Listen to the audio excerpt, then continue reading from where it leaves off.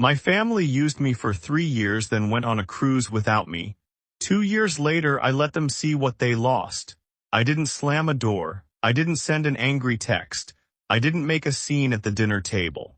When my family went on a $4,200 cruise without me, a cruise they planned in our own living room while I was at work paying the bills that made it possible, I didn't say a single word. I just watched. And then quietly over the next 2 years, I built a life so full, so free, so completely my own that when my mother finally called to apologize, and she did call, they always call, I was sitting on a balcony in Portugal, watching the sun go down over the Atlantic. I told her I'd have to call her back. I was busy living. This is the story of how I got there. My name is Jade. I'm 26 now, but when this story begins, I was 23, fresh out of a nursing program, newly licensed, and moving back into my childhood home in a small town in Georgia while I waited for a hospital position to open up. It was supposed to be 3 months, 90 days, a pit stop, not a destination. I want to be clear about something before I go any further. I love my family. My mother, Paulette, is one of the warmest people I have ever known when life isn't pressing down on her. My stepfather, Gerald, coached my soccer team when I was 9. My younger brother, Damon, used to sneak me the last of the cereal when Mom was on a budget stretch. These are not monsters. That matters. Because what they did to me wasn't malicious. It was just convenient. And convenience, when it goes unchallenged long enough, becomes expectation. I moved in on a Saturday in late October with 2 suitcases and a laundry basket full of textbooks I kept telling myself I'd organize. Mom made jerk chicken, my favorite, and Gerald carried my boxes upstairs without being asked. Damon sat on my bed playing games on his phone and gave me a thumbs up when I showed him my nursing license. It felt like coming home. It felt like everything was going to be okay. I got the hospital job 6 weeks later. Night shifts in the cardiac unit, hard work, physically exhausting, emotionally demanding, but I loved it. I came home those mornings feeling like I was finally actually building something. That's when the first ask came. It started small, the way it always does. Mom pulled me aside one evening after dinner.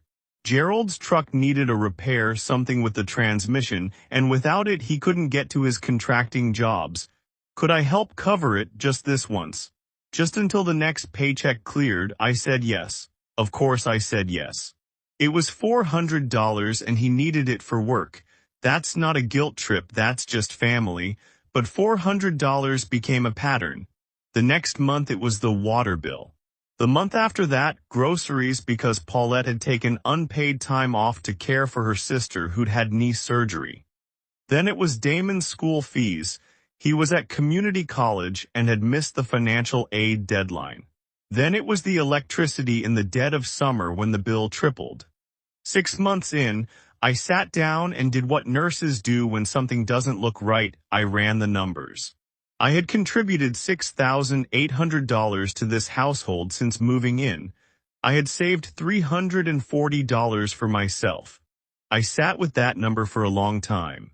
When I brought it up gently, not accusingly, just calmly, Mom looked at me with this expression I can only describe as wounded confusion, as if I had said something in a foreign language.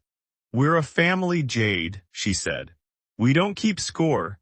And I thought, funny, because I'm the only one contributing to the scoreboard, but I swallowed it. I told myself it was temporary. I told myself they needed me. I told myself that's what good daughters do. What good daughters do. I cannot count how many times I said that to myself like a prayer over the next year and a half. Meanwhile, life outside that house kept moving without me.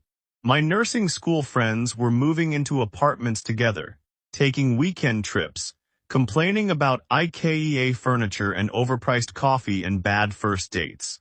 And I was going home after 12-hour night shifts to make sure there was food in the fridge and the internet bill was paid. I stopped going to brunches. I stopped answering "we're having a girls' weekend, you in?"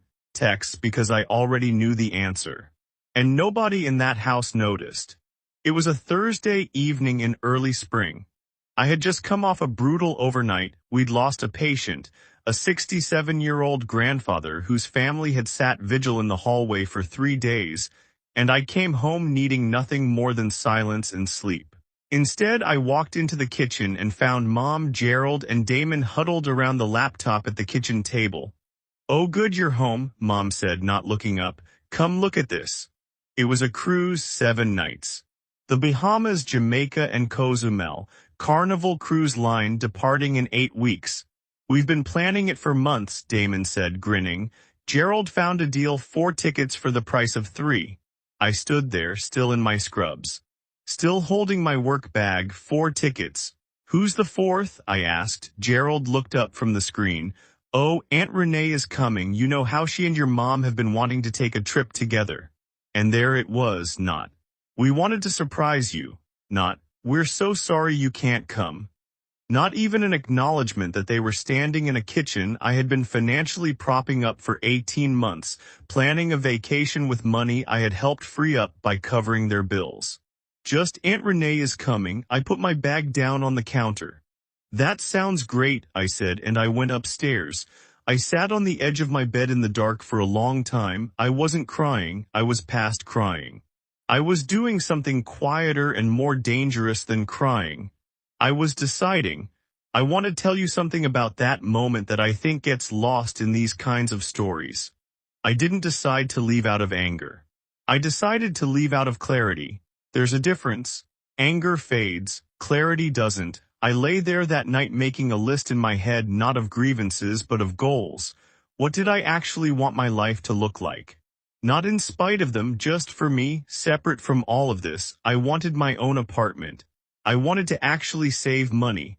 I wanted to go to brunch on a Saturday without doing math first. I wanted to take a trip, a real trip, somewhere I had chosen with people who had chosen me back. I gave myself 30 days, I told no one. I picked up an extra shift on weekends. I opened a savings account that was connected to nothing and no one in that house. I called a coworker named Priya who had a room opening in her apartment near the hospital. I said I was interested. She said the room was mine if I wanted it. I said I wanted it. On the last Saturday of the month, a warm April morning, I got up at 5:30 a.m. I showered, dressed, made coffee. I had been quietly moving things to my car over the previous 2 weeks, a bag here, a box there, nothing dramatic. The big things fit in 3 trips. I left a note on the kitchen table. It said, "I love you all. I need to do this for myself. I've left the landlord's number on the counter. You'll need to sort the bills going forward. I'll call when I'm settled. Jade." I pulled out of the driveway at 6:04 am. No scene, no argument. No dramatic last words, just taillights disappearing down a quiet street. The call started at 9:17 am. Mom twice, then Gerald, then Damon, then Mom again. Then a text from Damon that said Jade WTF, which honestly made me smile. I let them all go to voicemail.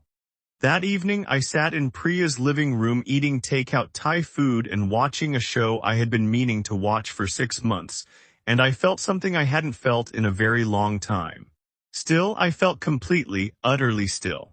Mom's voicemails went from worried to confused to, by the third one, a register I recognized, the quiet injury in her voice that had always made me fold. "Jade, I don't understand why you couldn't talk to us. We're your family. Whatever's going on, we can figure it out together." Together. I thought about that word for a while. I called her back on day 3. I kept it short and calm. I told her I wasn't angry.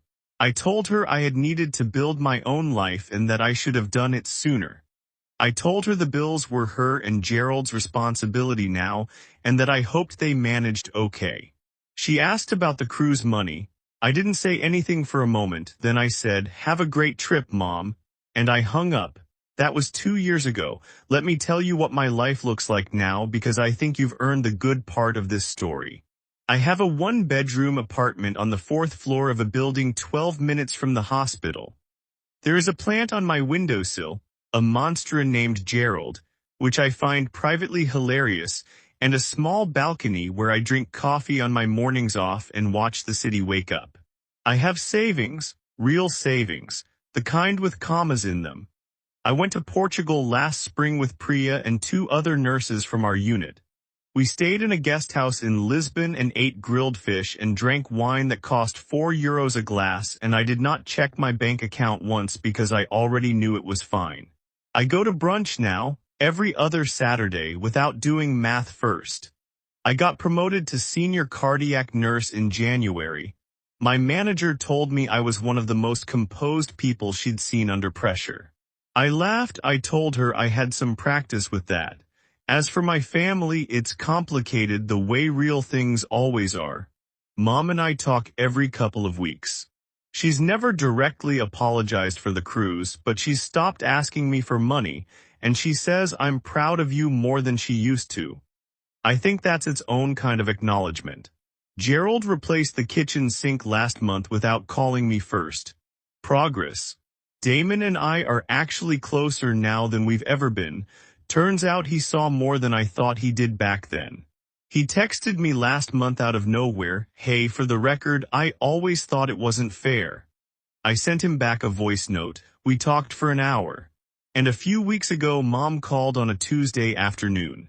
She asked how I was, asked about work, and then there was a pause and she said, "I think we leaned on you too hard back then. I'm sorry for that." I was standing in my kitchen making pasta. I told her I appreciated that. I told her I loved her. I told her I had to go because my water was boiling. I hung up and I stood there in my kitchen, in my apartment, in my life, and I smiled. Not because she finally said it, but because by then I didn't need her to. They say the best revenge is a life well lived. I don't really think of it as revenge. I think of it as something simpler than that. I think of it as finally, unapologetically choosing myself. And you know what? I'd do it again in a heartbeat.